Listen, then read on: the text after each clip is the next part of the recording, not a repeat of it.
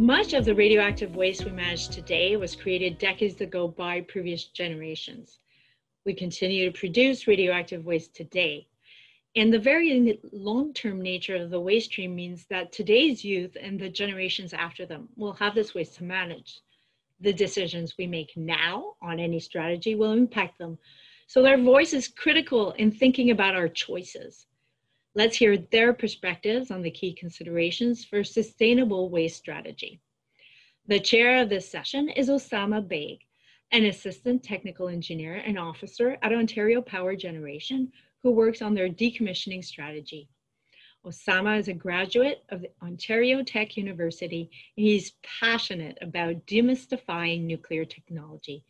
You can find his simple 5-minute videos on how reactor works on YouTube, as well as video interviews with leaders in the nuclear industry.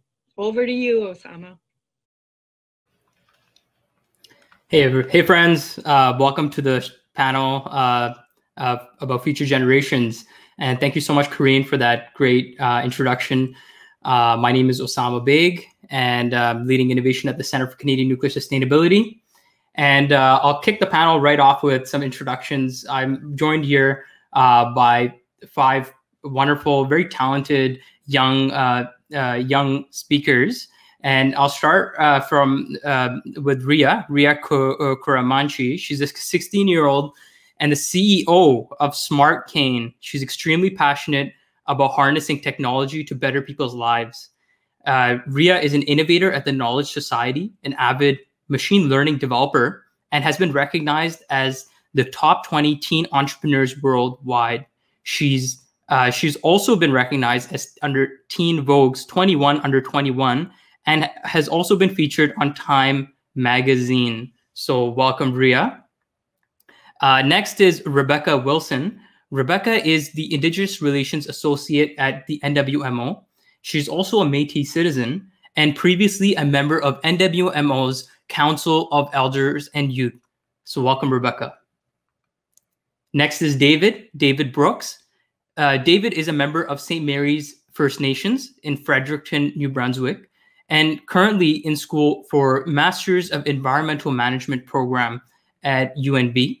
And his undergraduate degree is uniquely as a double major in journalism and news media, political science. Welcome, David. Next, we have Matthew Mairinger.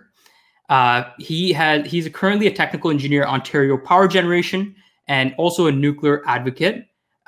He's an Ontario Tech graduate from the nuclear engineering program. And in his free time, he does nuclear advocacy, part of the CNA board of directors, and the United Nations COP26 delivery team. And lastly, we have Siobhan Takala. Siobhan specializes in inclusive youth engagement, and she's also launched an initiative and co-founded a company called Sprout. So Siobhan is currently working under 2 national youth initiatives, Rising Youth and Ocean Bridge. She's a Dalhousie University graduate in environmental science and environment, and she has also been named Canada's top 25 environmentalist under 25. Wow, remarkable! We've got quite a diverse panel to discuss this really important topic of radioactive waste. So I'm gonna jump in right into the discussion and start off with Matthew. So Matthew, you're a nuclear advocate. Can you tell us a bit more about nuclear waste? What are your thoughts about shaping an authentic and genuine narrative for younger generations? What are some misconceptions that are out there about nuclear waste? Give it over to you. Yeah, I think this is, a topic that touches so many people if you live in the community, if you care about the environment, but there's a lot of misconceptions, from The Simpsons, from the Chernobyl miniseries, from the China syndrome. We have these images in our mind about nuclear waste in a barrel that's just going to be dumped in the river, and that's just not true. So I think what we need to do is we need to look at the alternatives. Millions of people a year are dying from pollution. We have a climate emergency. we really need to look at how we can decarbonize and how we can protect the environment. So we need to look at what has a low land footprint and what is sustainable in terms of energy, because we are not meeting our climate targets and we need to get there faster. So I think an open and transparent conversation, and not just from the industry, but from youth, from nonprofit organizations, from Indigenous groups, all these groups coming together to have these open dialogue is really key. For NAYGN, we go to schools, we have children's books that we made that we talk about it. Again, as a nonprofit organization, we try and go to the schools, have that authentic conversation as a nonprofit volunteer group. And yeah, there's so many misconceptions about the waste, but everything has waste. Coal is releasing mercury into the atmosphere. It's releasing nitrous and sulfur dioxide. It's releasing carbon emissions. When we have oil as well, you're burning that. Even when we talk about hydro, that's displacing communities, that's displacing land, that's changing everything for the environment. So we always need to look at the alternatives. Right now we have coal, we have natural gas, and if nuclear is going to be considered, what is the waste considered compared to the other sources? So we just need to have that open dialogue and have questions answered honestly. No, absolutely. Thank you for sharing that, Matthew. The aspect of waste in many industries, power generation in specific, is it goes for all industries. And I'll jump over to Siobhan. Siobhan, you have a unique background, and you have a very strong cause with creating equitable communities which are environmentally sustainable. Can you tell us a bit about some of your initiatives that you've launched, and also your experiences being named as top 25 environmentalist in Canada? Sure. Yeah, so I am the co-founder and co-director of a youth initiative. So it's by youth and for youth. I co-founded it when I was 19, and it's called Let's Sprout. And yeah, we engage with youth ages 8 to 30, predominantly in Mi'kmaq in Nova Scotia, so on the East Coast, but also across Canada. And our main initiative is basically to create spaces where youth can be their whole selves. So they can bring all their passions, all their ideas, all aspects of their identity, and learn about different ways. A lot of the work that we do is through creativity to be equipped to demand action on social and environmental issues that they care about. So we've led week-long summer camps, day-long workshops, kind of everything in between. And yeah, I think my perspective on like bringing that forward to this conversation about radioactive waste is just like, how do we have meaningful interactions with youth if we want them to inform this strategy plan? Like as young as like 8-year-olds are capable of like having ideas and being passionate about things and want to have their voice heard. And so how do we, building on like what Matthew was saying, like how do we have honest conversations and educate youth around radioactive waste in general, and like all of the different types of radioactive waste, which also comes from like medical equipment. So how do we educate around it in a unbiased way, and make sure that youth are able to like provide informed consent and informed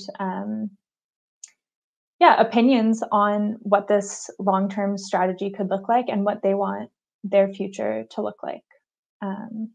And so I was nominated one of the top 25 environmentalists under 25 this past year, and I implore you to go check out all the other folks who are nominated as well. It's quite a diverse crew across Canada, and that was for my work with Let's Sprout. And some of the work we also do is around environmental racism with the Enrich Project, which is led by Dr. Ingrid Waldron. And we are a member of the National Anti-Environmental Racism Coalition, which is co-led by Dr. Ingrid Waldron and Nalo Charles. And so some of my concerns, I think, are just around the conversations about where radioactive waste is stored, community consent, and how do we build like meaningful relationships with communities, not just like and with youth, but youth within communities where waste is stored and what that might look like in the future. Thanks. Wonderful. I definitely agree. I think the question of building meaningful relationships with communities is really an important one, and something that that this conversation needs to focus on, which is a good transition into our next speaker, Rebekah. So Rebekah, you are part of this Indigenous consultation process, and you're working in the sphere. Tell us a bit about the traditional lands and how First Nations and Indigenous communities would like to get involved in these conversations around radioactive waste. Absolutely. Thanks, Osama. So I think just to sort of go back to the role that I had when I worked with the Council of Elders and Youth. And so, you know, a teaching that's always been passed on to me is that we don't own the land. The land is something that's been passed on to us from our ancestors. And we're really just kind of, you know, holding on to it and making sure that we take care of it for future generations. So, you know, my children and the children to come. And so I think it's really important to think about this because, you know, our mother is Mother Earth, and we really want to, our goal and our responsibility is to protect Mother Earth and to make sure that what we are doing is not going to hurt her or cause harm for any future generations. And, you know, especially when we think about some of the history behind the relationship that Canada has had with Indigenous peoples and Indigenous communities, you know, it's really important to not only hear the voices of Indigenous communities and Indigenous people around this, but actually listen to them and make sure that that information is being implemented. And that's, I think, one of the roles that as a, you know, as youth in this generation and future generations, our responsibility is to take those learnings, that information from our ancestors and listen to it, because, you know, Indigenous knowledge is something that is not just in the past, it's something that exists today. And there are ways for us to use that to make things better in the future, to find you know, positive ways of, you know, getting answers as to what do we do with this, you know, use nuclear fuel or any of the radioactive waste that we have to deal with, and making sure that it's being, you know, cared for in a good way, and that we're using our ceremonies as a way to seek answers as to, you know, what's the best way to look after it. And, you know, and especially when I think of, you know, any of the areas where radioactive waste is currently or where it will be transported to or where it will be stored,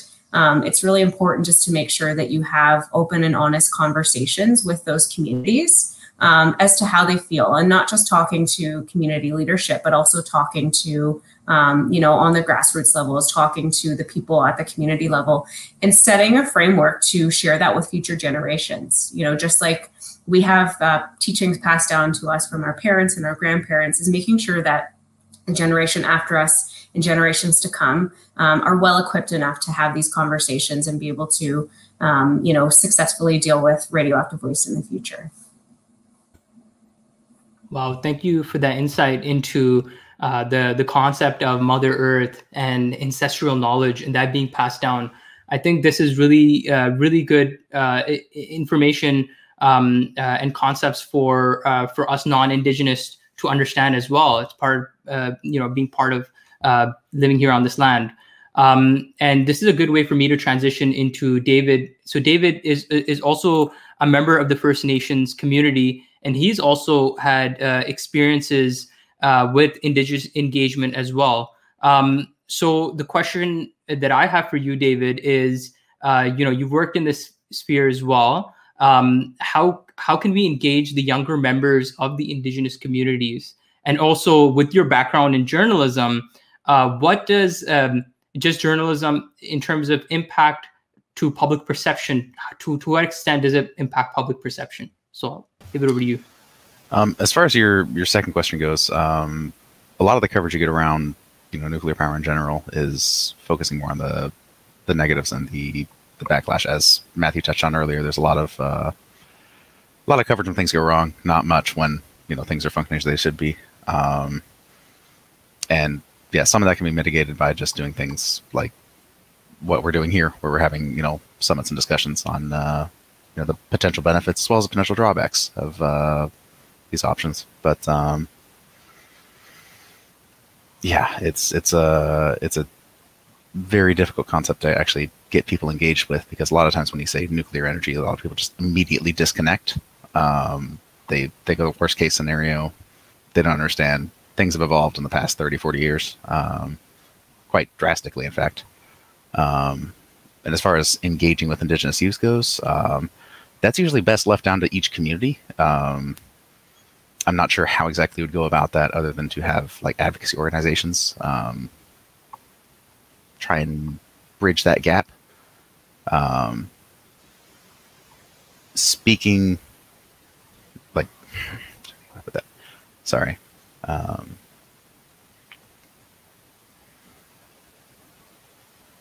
Oh, heck. Yeah, speaking with individuals on the like ground level is probably the best way to get through to them.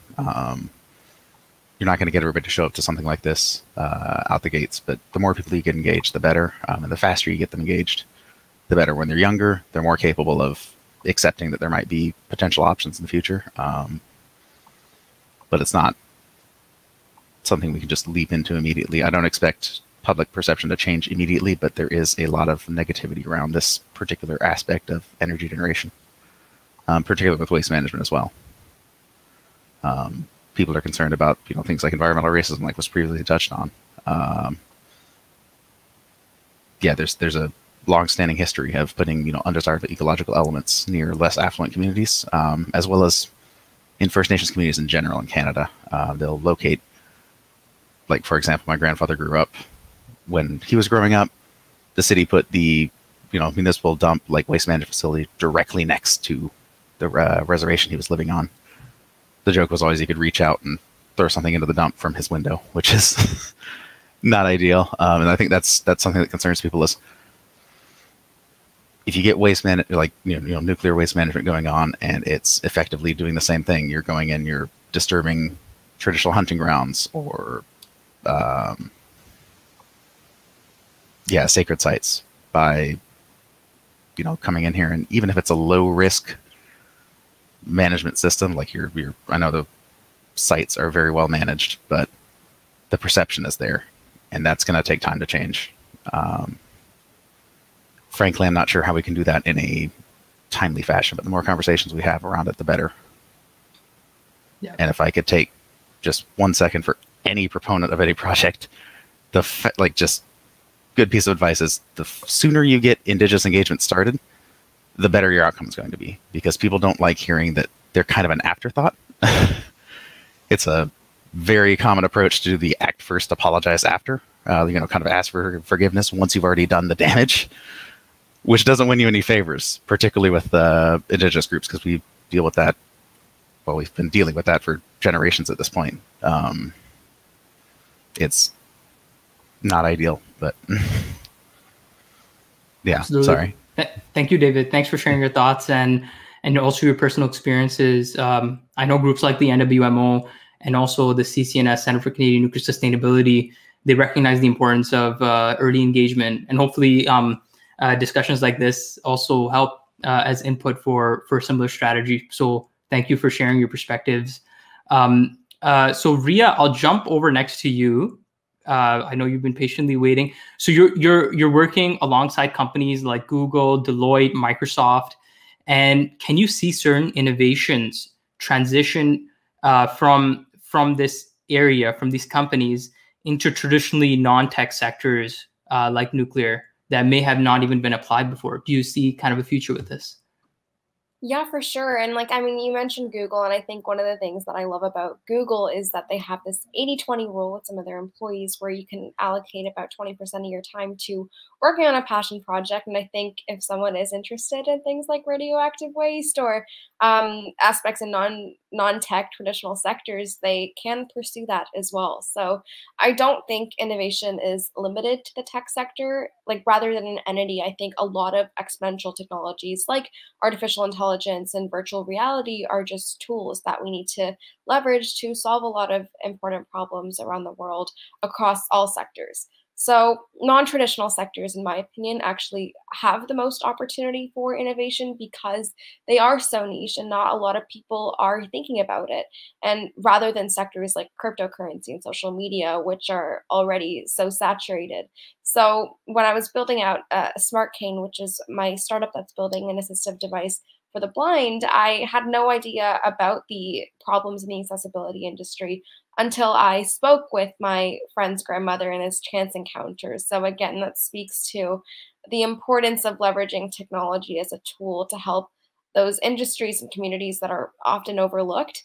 So if you work in a non-traditional sector as well, I think it's even better because to think about innovations, because there's really no one that knows your industry outside of it better than you. So if it's a problem that you experience, even better, because you'll be better equipped to design a solution that effectively solves a real problem that people face.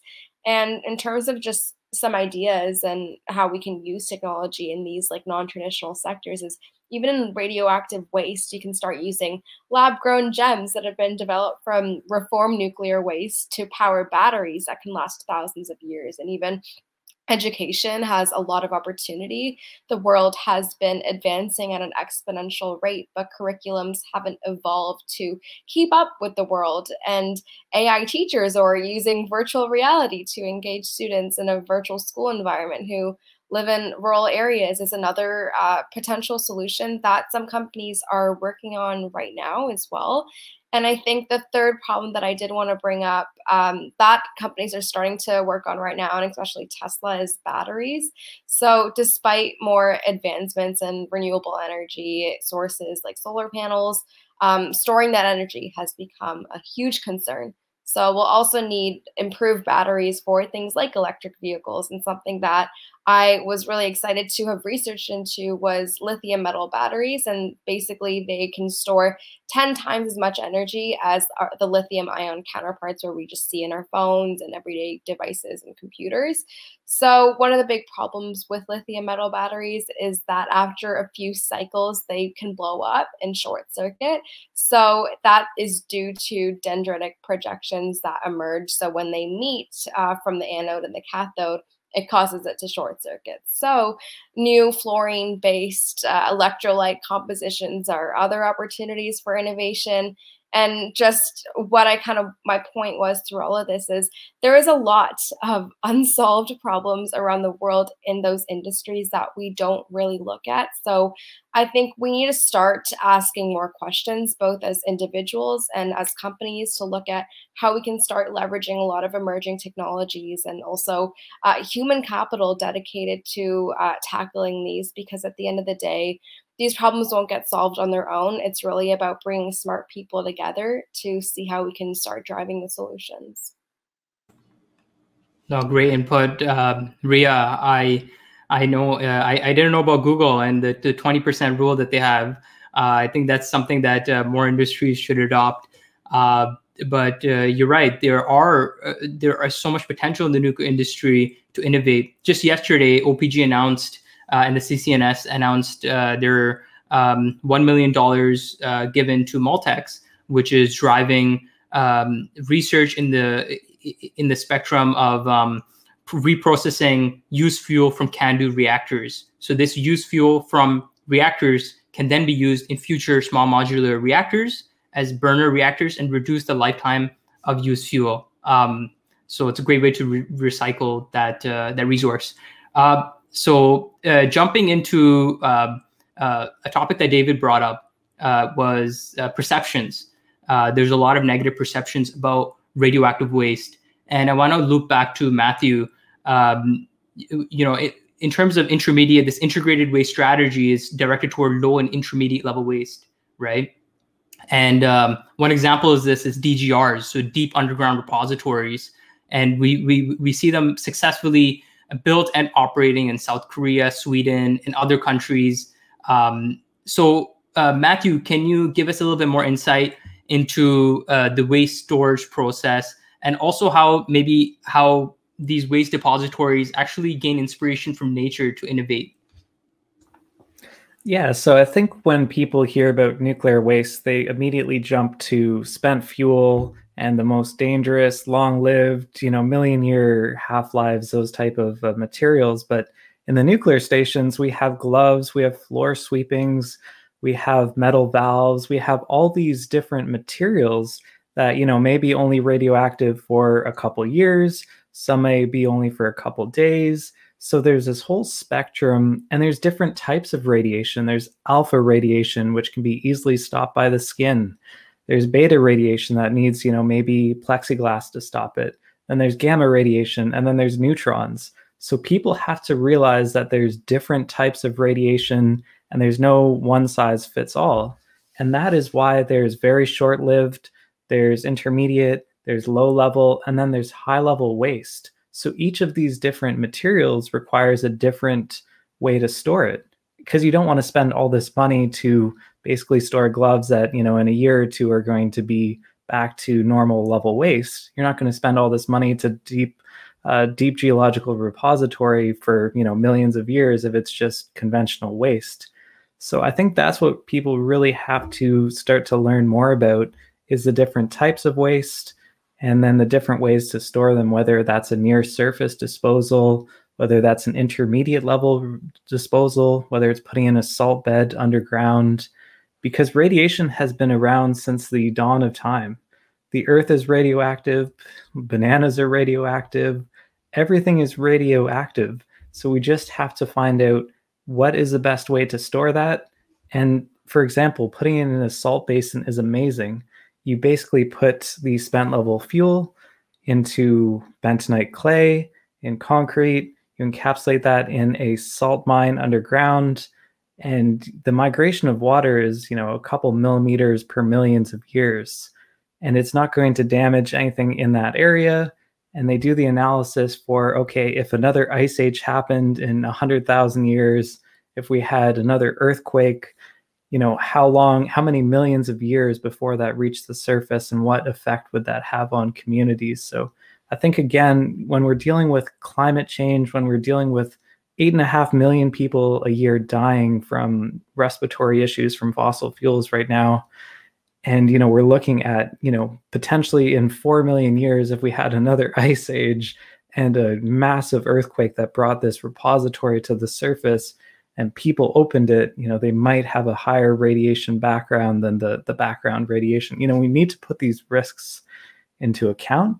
But for low and intermediate level waste, again, it's gloves, it's usually things that they use in the nuclear reactor. It is not spent fuel. That is my number one takeaway, is intermediate and low level waste is different than high level spent fuel.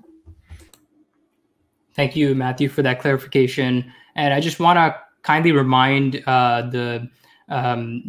that are watching to feel free to drop some questions down for the speakers, so that we can take some questions from the speakers, from the guests as well. So Matthew, you touched on some really important points in terms of the different categories of waste, and sometimes radiation or nuclear waste is seen as unnatural or not being in nature. But there are examples of like the Oklo nuclear reactor, which was a natural reactor in Gabon, and it operated for 2 billion years off and on. And by nature, it was basically sealed off, and the waste was never transmitted into the environment and harming people and whatnot. So you did a good rundown of kind of how these repositories work. So Rebekah, I want to kind of bring the conversation back to you. Being a part of NWMO and learning about the kind of the technical process of bentonite clay and the levels of safety that are involved in nuclear waste. How has your perception changed, and how do you communicate that across to various communities? That's a great question. So, what Matthew was talking about, some of the examples of, natural analogs and things that are, currently existing in nature that we're using for this process. And one of the ways that we have used this to communicate, especially to Indigenous communities, but also to non-Indigenous communities, is finding ways to, I guess, remind people that the elements that we're using in the multiple barrier system in NWMO's project, they are all naturally occurring elements, and that they have been used for generations in Indigenous communities. So, when we think about things like copper, it's, a really precious and sacred metal to a lot of First Nations communities because of its ability to, it's antibacterial, it's, used to purify water.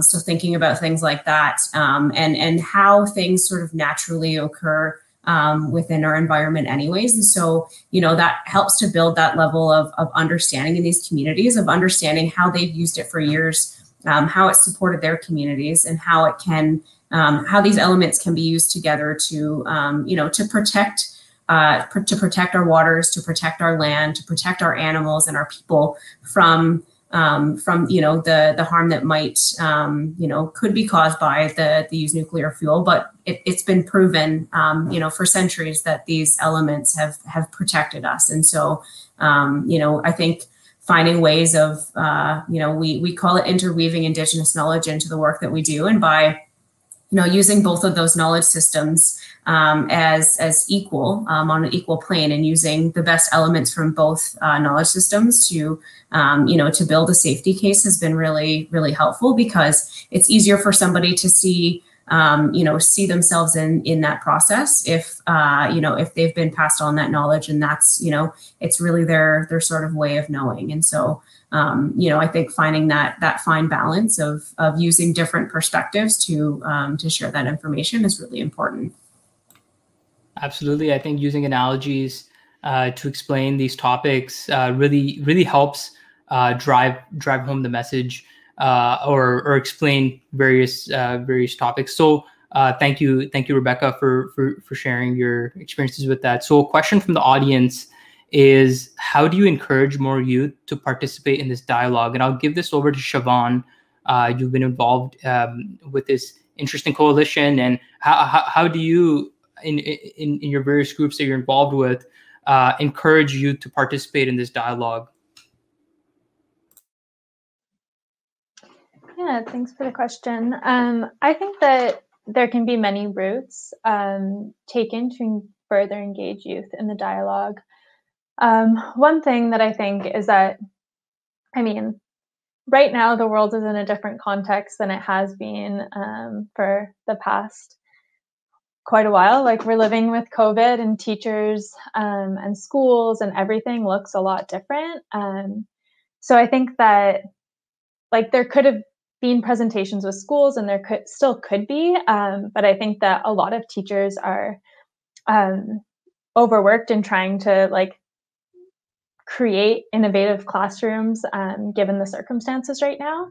So that's definitely a challenge. But I think that partnering with trusted youth organizations that already exist would be a good step. So one organization that I've participated in work with is Student Energy. And so they're a young organization that, right now they're doing a project called the Global Energy Outlook, where they're trying to gauge youth perspectives around the world on what we want our energy futures to look like. So I think that, youth are critical thinkers, and they're able to see through when information is biased. And I think that sometimes we don't think that they can, but I've worked with youth as young as 8 who are like, nope, that feels weird, or hey, what about this? And they're able to ask really good questions. And so I think when moving forward, really trying to find unbiased ways to engage with youth. So some youth don't trust government for various reasons. Some youth don't want to hear from corporations. And I think building on what David said, if you want to engage with Indigenous youth, find those networks that already exist and build trust with those networks first, and then you'll have like better access to engage with youth. But we have to use networks that exist and make sure that there's like that trust that is so important when working with youth. And youth is defined differently, like 30 and under, like 18 to 30 is a different age range than 18 and under. Like you have to consider different things. So yeah, just being mindful of like biases and consent and utilizing networks that already exist would be my 3 key points. Great. No, that's a great way to wrap up that question. I think transparency is really important in the dialogue, and kids they have this innocent type of nature where they're able to kind of tell and see beyond these biases, right? Like they're able to easily gauge this. So it's really important to be authentic, Siobhan. So thank you. One really good question here is keep hearing about Indigenous knowledge, but never heard what they are. What are Indigenous communities doing to communicate, teach them to others? And I know, Rebekah, you touched on, the Mother Earth aspect and also ancestral knowledge. So you gave us a little bit of insight. Would you like to answer this question? And David, you would next after Rebekah. Sure. I'll go ahead, and if David has something to add, absolutely. So, yeah, I think one of the important things to think about in terms of Indigenous knowledge is, when we think about knowledge systems and we think about the knowledge system that exists today, Western science, and there's a huge gap. Indigenous people for centuries have really had to learn Western science or Western ways of knowing to get by, because that's what we're taught in schools. Whereas Western ways of knowing, or Western scientists or Western, knowledge keepers haven't really had to learn that side of things. And so, we think of Indigenous knowledge as something like, when you're out on the land and you're looking for, specific areas where plants might grow, maybe sacred medicines, an Indigenous knowledge keeper, an elder may know that by, the type of rock that's there, or the types of animals that are around that area. It's something that they know because it's been passed on through generations. Whereas from a Western perspective, they know that based on, maybe experimentation that they've done, or, kind of having a hypothesis. And so when we look at Indigenous knowledge, it's really more of a holistic knowledge system. It's something that's been passed on through generations. And so it's, it's one of those things that sort of, we're in the process of kind of demystifying that.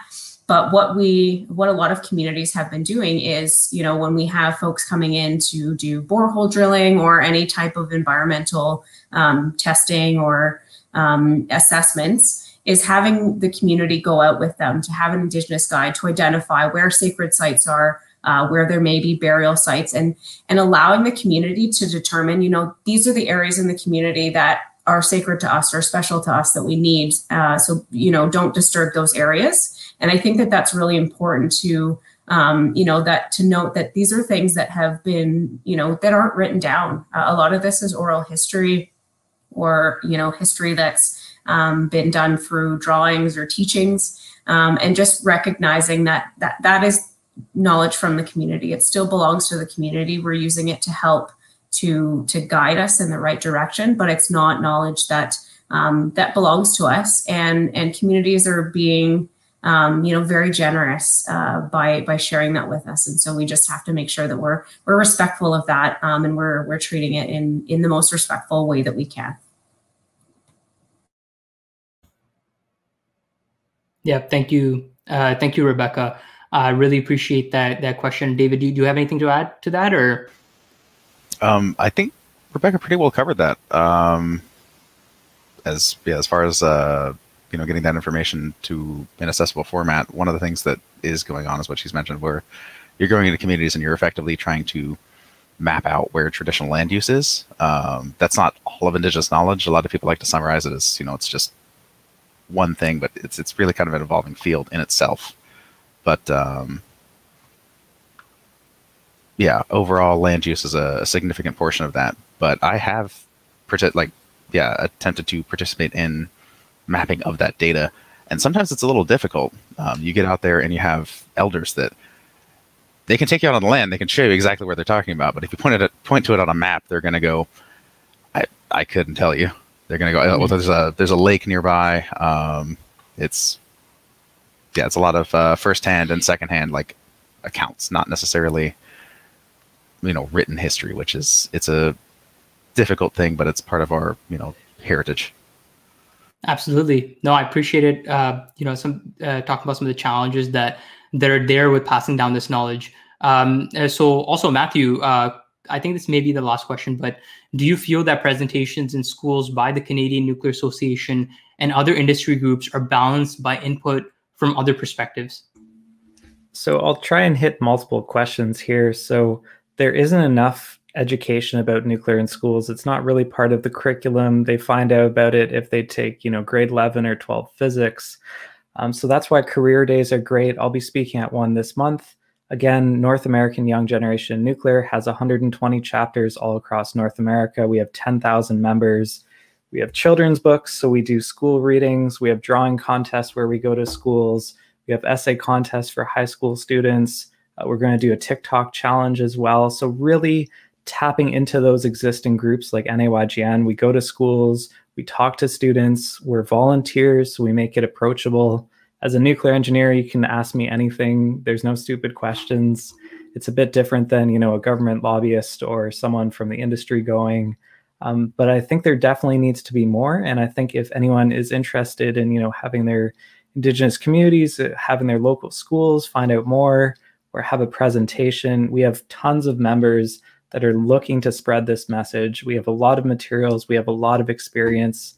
So NAYGN is here to help, and we're trying to bridge that gap between lack of knowledge and resistance across the nuclear industry. No, great answer, Matthew. And good to know about what some of these non-for-profit groups are doing, like NAYGN. I think almost out of time, but we do have a few more minutes, and I'll give these a few more minutes to Riya, just to kind of give your perspectives on what's been talked about. Anything else that you want to add before we end off the discussion?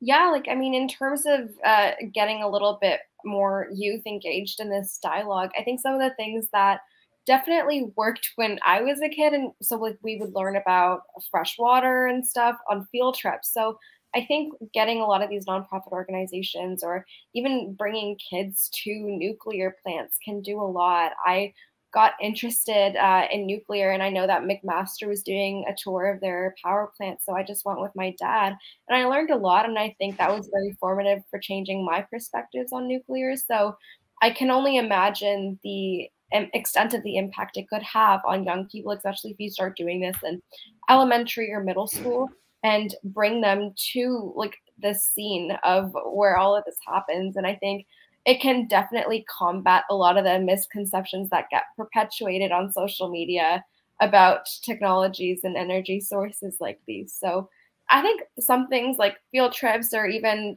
doing presentations at schools and getting these kids involved and making nuclear more interesting and looking at how they can contribute their perspectives as well are some strategies that can help engage more kids and get them involved in this dialogue. And I think the younger you do it, the better, because it's so easy to get your perception kind of built as you grow older. But if you start shaping it once children are younger, I think it could definitely help in terms of changing their perceptions of technologies like these.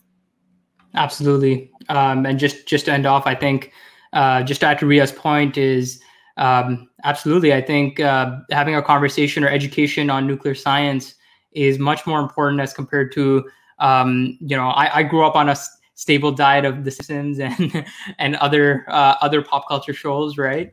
And I would agree. I think having a conversation led by nuclear science would be wonderful. So thank you so much to everyone for joining this conversation. Wonderful hearing your thoughts. And I think there's an end video that will be played. Esther, I hope you can take it from there. Thank you and miigwech everyone for sharing your insights.